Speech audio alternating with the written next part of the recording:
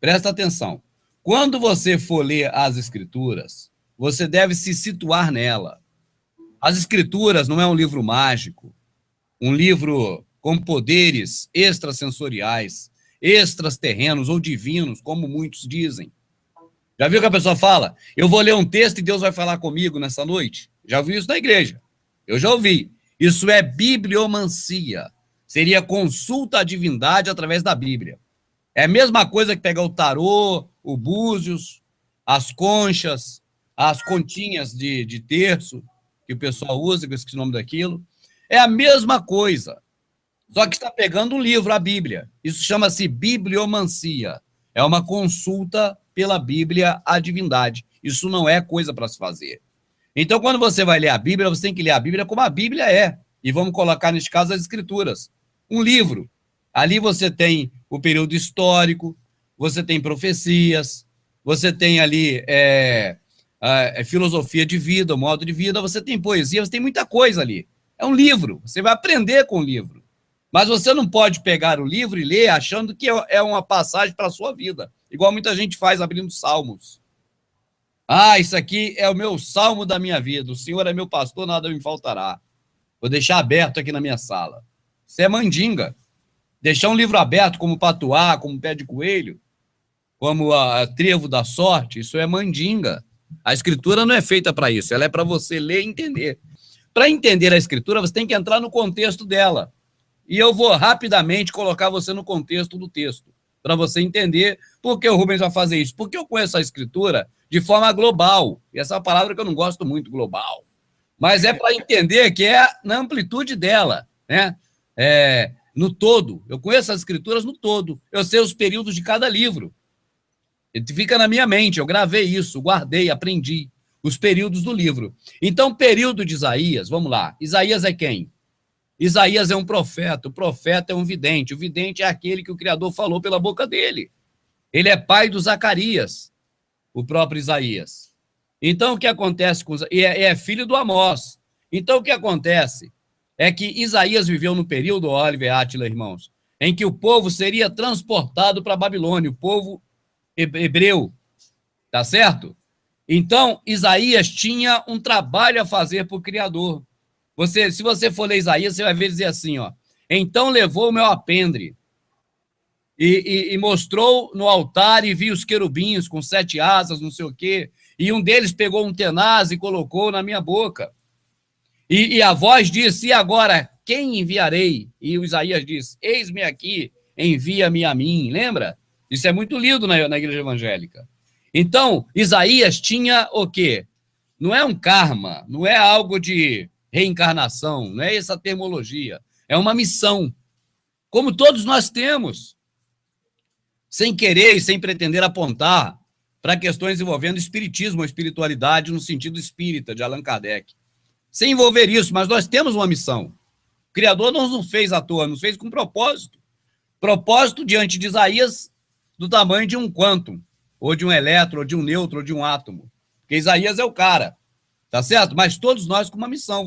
Então o Criador fez Isaías também com a missão de Isaías. E aí o Criador agora fala com Isaías, depois que você descansar, que não tiver mais todo esse tipo de afobamento que está, essa maratona, você vai fazer um edito contra o rei de Tiro. Isso aí não tem nada a ver com eternidade, com Gênesis, que Gênesis já é até depois da eternidade, né, que é a criação. Não tem nada a ver com o período pré-Gênesis, que é o período da criação, onde o diabo é que agora vai acontecer uma rebelião. Isso não tem nada a ver com isso, cara. É lógico. A leitura da escritura é toda lógica. Você pode ler que você vai entender que eles falam, tem que ser espiritual para entender. Ser espiritual que esses caras falam, da religião, é estar envolvido na mentira contada pelos patrões, pelos pais deles, os patriarcas deles, das religiões católica e protestante. É isso que é entender com o espírito deles. É ter unção para entender. A gente entende com o espírito de quem escreveu. E quem escreveu usou a lógica da escritura que foi feita.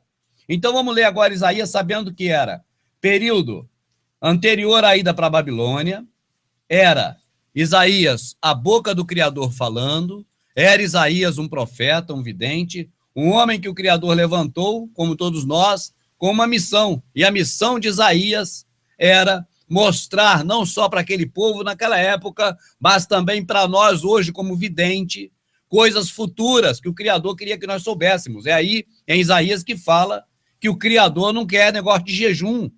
É aí que fala que ele não quer festa solene. É aí que ele que fala que ele não quer religiosidade.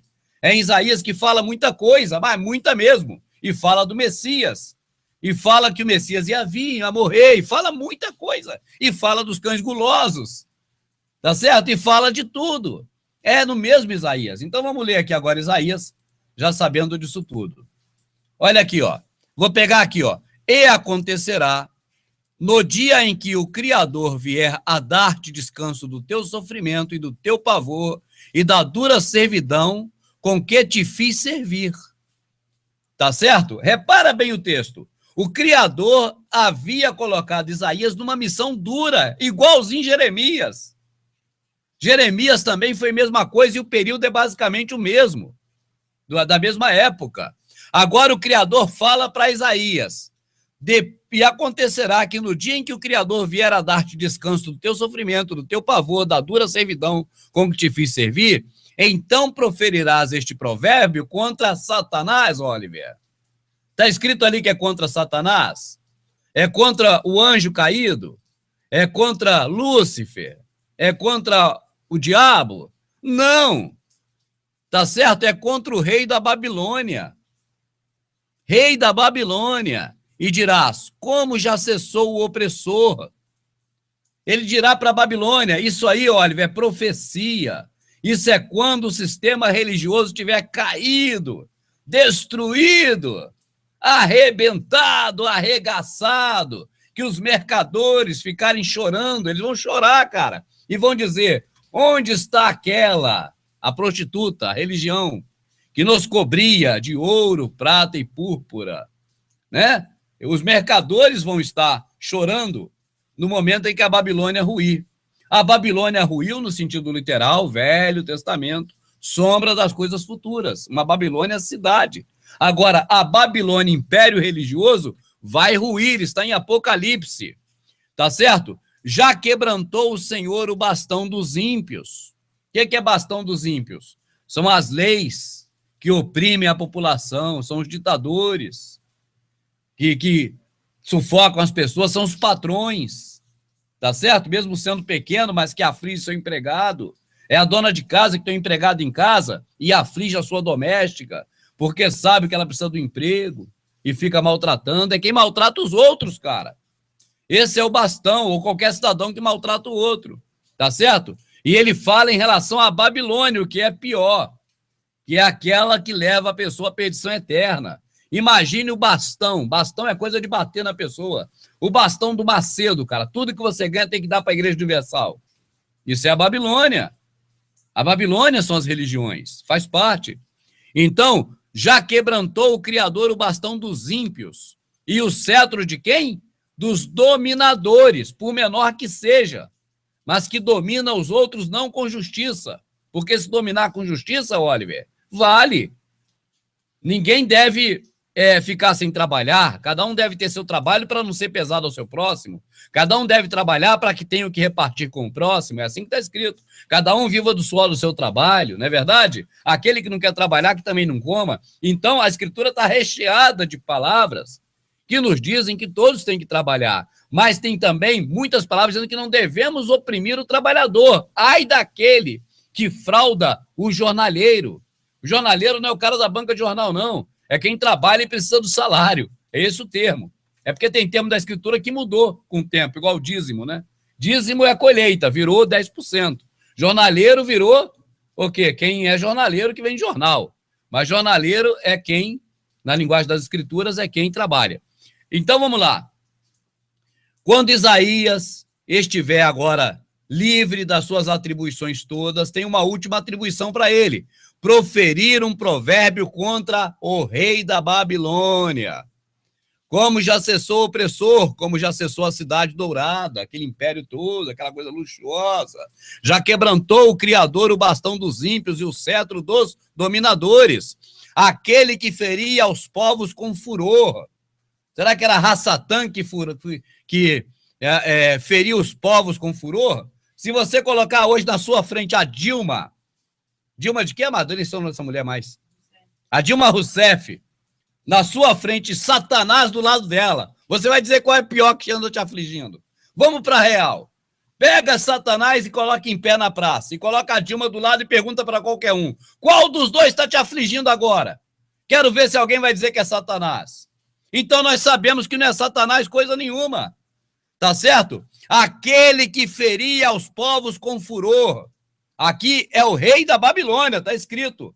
Tá certo? Mas é uma representação dos dominadores do mundo, não tem nada a ver com Satanás, de forma direta, mas sim para aqueles que trabalham para esse mundo que jaz no maligno. Aí de forma indireta, vamos dizer, mas nunca para Satanás, direto. Aquele que feria os povos com furor, com golpes incessantes. O que é golpes incessantes? É o Congresso, cada dia fazendo mais leis para te arregaçar, para te arrebentar. É cada vez mais punições mais severas. É cada vez, sabe o quê? Mais câmeras nas ruas para te multar, para te arrebentar todo, é essas coisas. É pastor da Igreja Universal, por exemplo, cada vez querendo mais fogueira santa, seja quantas for por ano, para poder dar mais dinheiro, tá certo? É essa coisa que arrebenta com as pessoas. Agora diz, já descansa, já está sossegada toda a terra, rompem cantando, até as faias se alegram sobre ti, e os cedros do Líbano dizem, desde que tu caíste, ninguém sobe contra nós para nos cortar. Isso é futuro, é quando o Messias vier reinar, o reino é dele. Tá certo? Isso é uma profecia, é uma vidência do vidente Isaías. E aí vai. O inferno aqui é a sepultura. A sepultura desde o profundo se turbou por ti, para te sair ao encontro na tua vinda. Despertou por ti os mortos e todos os chefes da terra, e fez levantar dos seus tronos a todos os reis das nações. Olha, reis das nações. Vai cair o rei da Babilônia, vai cair esse sistema, vai cair tudo. Como caíste desde o céu, ó filho da alva, tá certo? Portador da luz, como foste cortado por terra, tu que debilitava as nações, e tu dizias no teu coração, eu subirei ao céu acima das estrelas, de Deus exaltarei o meu trono, e no monte da congregação me assentarei. Ao lado do norte, subirei sobre as alturas das nuvens, e serei semelhante ao Altíssimo, e contudo levado serás ao inferno, ao mais profundo do abismo. E o que te viram te contemplarão, considerar-te-ão e dirão, este é o homem que fazia estremecer a terra, e que fazia temer os reinos, que punha o mundo como deserto e assolava as suas cidades, que não abria a casa dos seus cativeiros. Todos os reis das nações, todos eles jazem com honra, cada um na sua morada. O tempo todo, Oliver Attila, irmão, só fala de pessoas, só fala de gente. E se você observar bem, essas respostas que os reis dão a Isaías, ela é bem interessante, porque quando você quando vê que os tronos da terra, né, foram retirados, quando você vê que o trono dos reis foram destituídos, então estes reis respondem isso para a pessoa, tá certo? Dizendo, e eu penso que até a respeito do próprio Messias, porque se você colocar no contexto futuro, vai ser exatamente quando o Messias estiver reinando, tá certo? Quando o Messias estiver reinando, o Messias não caiu do céu, ele foi enviado pelo Pai. Mas, sem dúvida nenhuma, o portador da luz aí, o filho da alva, foi e sempre será ele, o nosso Messias. Então é importante ler o texto, saber exatamente como ele se enquadra. E ao ler o texto, Oliver, tem um verso nessa que está marcado e que não era, mas é outro caso, que é o 10. Então, a partir do 10, você vê que a coisa muda de figura quando todos estes respondem. Respondem a Isaías, dentro do que o Criador já havia dito. E é uma forma que ele tem para explicar, né? Eu penso que, de repente, pode até se dizer da queda oficial da Babilônia, física, porque ela caiu, sucumbiu, e também, principalmente, da queda da grande Babilônia, a mãe das prostituições, que embriagou a todos da terra. Cada religião pega um ponto qualquer da escritura para, daquele ponto, fazer todo o seu bambambam, toda a sua história. Isso acontece com os sabatistas, que é os miliristas, né, que é a questão do sábado. Aí outro pega, por exemplo, a graça, igual o Jambre conhece muita gente que pega a graça, é isso, aí fica só na graça, só que é tudo pretexto. Também, quando alguém pede para ler sobre a questão de 144, é relacionado ao testemunho de Jeová, cara. Não tenha dúvida. O Osmanito, se estiver assistindo aí, pode dar o ok dele, pode até entrar aqui para confirmar ou não o que eu estou dizendo. Mas, geralmente, é isso. É para poder falar de testemunha de Jeová. Então, na verdade, você fala em 144 mil, a pergunta é: que relevância tem isso para nós? Se lá está escrito que são 12 de cada tribo dos hebreus, e nós não fazemos parte de nenhum desses 12, entende? Então, você vê que é algo somente que interessa ao conceito dos testemunhas de Jeová, essa questão de 144 mil. Não há o que falar dali, está escrito lá 144 mil. Por que as pessoas não pedem, por exemplo, para a gente falar, por exemplo, de quê? Da idolatria de Labão. Entendeu o que eu estou falando? Labão, cara idólatra, que tinha na casa dele vários baalins e tal. Por que não pede isso? Porque não surgiu uma religião pautada nisso. Então a pessoa não atenta para isso, porque a irrelevância dos ídolos de Balaão para nós, de Labão, a irrelevância dos ídolos de Labão para nós é a mesma irrelevância dos 144 mil. Não é relevante para nós. Entendeu? Só é algo que os TJs pegaram para dizer que eles são 144 mil, sendo que, na verdade, já passaram de 144 há muito tempo e diga-se de passagem, não são nenhum deles, talvez, ou alguns da tribo de Judá, mas da tribo de Rubem, Zebulon, Naftali, Gade, ou outros certamente não são, porque essas tribos, cadê? Tá onde? Está escrito que eles compraram, Judas de repente pegou de volta e comprou um campo, né, chamado Campo de Sangue, onde ele se precipitou, né, se arrebentou nas pedras. É o que está escrito lá. Essa leitura do Atos, Oliver, é interessante. E como sempre, eu não canso de repetir, a Bíblia não é para você ler um pedacinho aqui e acreditar no que o pastor fala. Você precisa ler e entender do que está se tratando. Por exemplo, quando Estevão fala nossos antepassados, não é antepassado brasileiro, é os antepassados dele, os hebreus, tá certo? É que tem que entender, senão não entende nada. Então, neste momento, Estevão estava falando o quê? Falando numa igreja, fazendo uma pregação como o pastor faz, ou o padre? Não. Estevão estava no tribunal, em que pese fosse no que eles chamam de igreja. Era no templo. Mas era um tribunal para matar Estevão. Não era tribunal de justiça igual brasileira, que a pessoa tem apelação, tem a Suprema Corte e vai apelando enquanto dá, não. Era um sistema religioso cruel, que julgou e matou Estevão na hora, sem falar com o sistema civil que existia.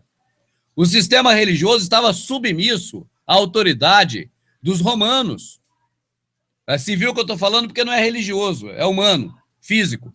Então, os líderes religiosos estavam debaixo da autoridade romana, autoridade política.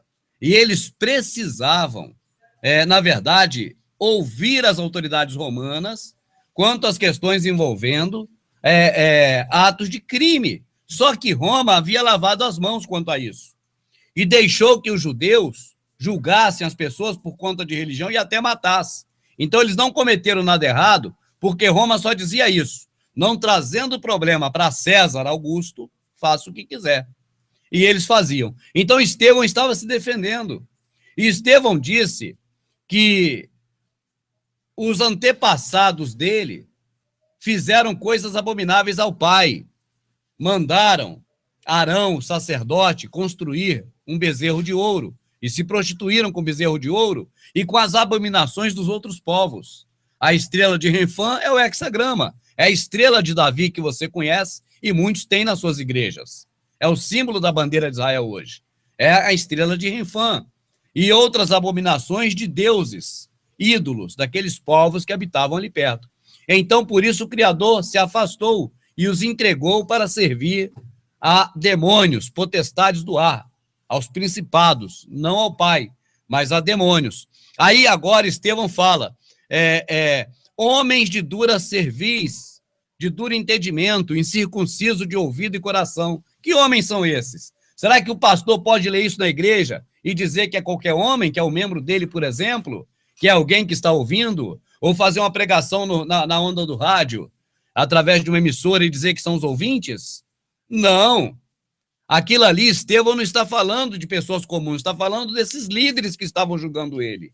Ele chamou os líderes religiosos de incircuncisos de corações e dura cerviz. Ô, Oliver, acaso você saberia me dizer o que é dura cerviz, Oliver?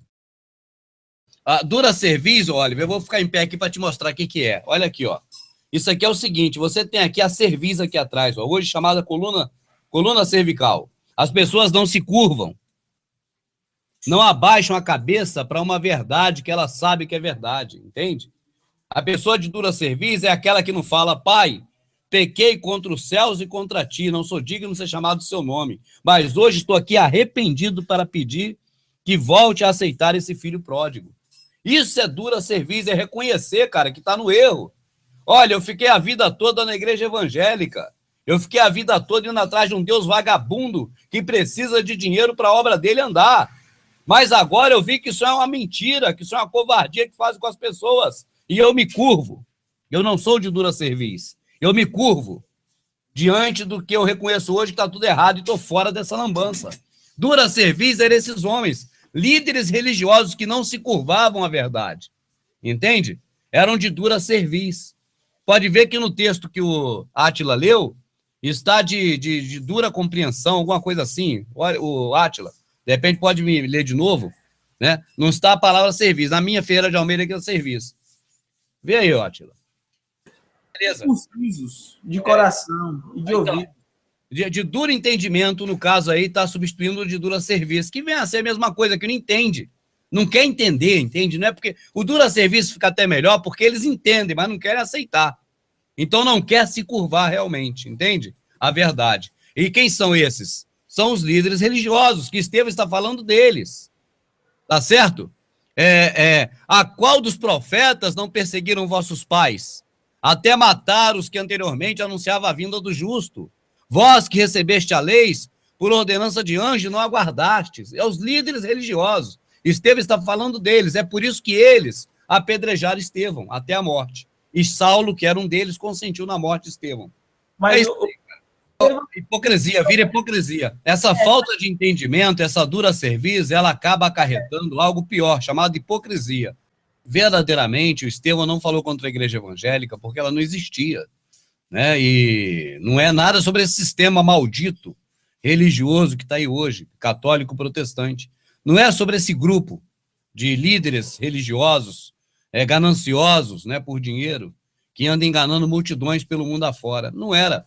Agora, era sobre o templo, que misteriosamente, eu digo misteriosamente porque não tem nada a ver, né? Essas pessoas usam para ilustrar suas atividades, ou até para explicar e tentar justificar suas atividades. Eles, da Igreja Católica e da Igreja Protestante, eles usam muito a figura do templo, onde Estevão foi julgado, onde ele foi arrastado para fora do templo e apedrejado, mas foi arrastado lá de dentro, porque o julgamento foi lá, a decisão de matá-lo saiu de lá, tá certo? Eles usam aquele templo para poder tentar explicar o deles, ou até dizer que é igual o deles quando convém. Aí, quando não convém, diz que era uma corte. Não, não era uma corte. Era o templo judaico, está escrito na Escritura.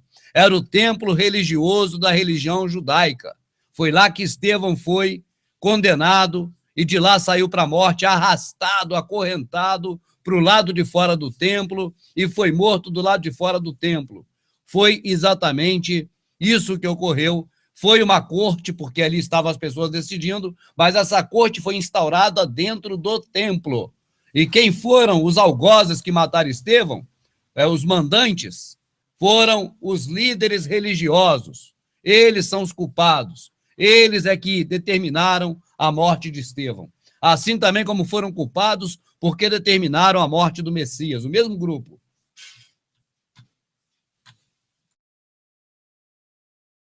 A pergunta é bem propícia. Eu penso que tem uma piada, inclusive, de que o diabo estava no cavalo todo quebrado, e o cavalo caiu manco, e o diabo caiu, quebrou a perna, ficou lá no deserto clamando para alguém para salvar o diabo. E diz que passou por lá vários tipos de pessoas diferentes, e ninguém quis botar o diabo na garupa para salvar o diabo, para carregar o diabo. Aí passou quem? Passou o padre e o pastor juntos. E olhou para o diabo lá caído e ia embora também, deixar o diabo lá sofrendo. Aí o diabo gritou de longe: rapaz, mas logo vocês vão me deixar aqui? Vocês vão me deixar aqui? Quem é que vai aterrorizar seus membros? Quem é que vai querer levar seus membros para o inferno? Quem é que vai comer o dízimo, o dinheiro da despensa dos seus membros? Acabar com a comida de vocês, senão eu, o devorador? Em nome de quem vocês vão mentir mais do que mentem? O padre olhou para o pastor, os dois voltaram, botaram o diabo no cavalo e levaram. Sem diabo não tem cristianismo, Oliver. Tá certo, humor de cor. Bem colocado. Diabo Ra-Satã, tá certo? Ra-Satã. Exatamente. Não Lúcifer, não apenas... o diabo pode ser colocado porque ele é adversário, né? Mas o pessoal tem essa ideia. Se não tiver ele, não tem graça. Sem ele, o circo não funciona.